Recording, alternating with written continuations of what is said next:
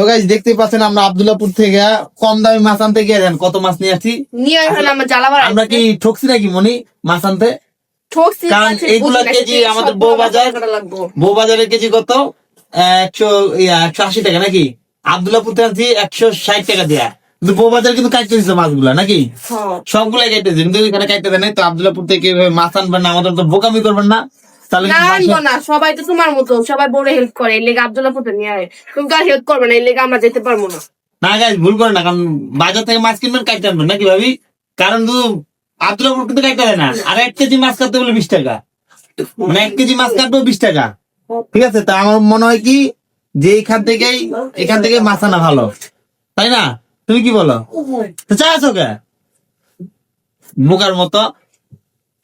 সবাই বাড়িতে মাছ কিনেন, আব্দুল্লাহপুর থেকে মাছ কমিয়ে আনেন তাহলে ভালো হবে। আর যারা আরো তো ব্যবসা করে তারা আনতে পারেন।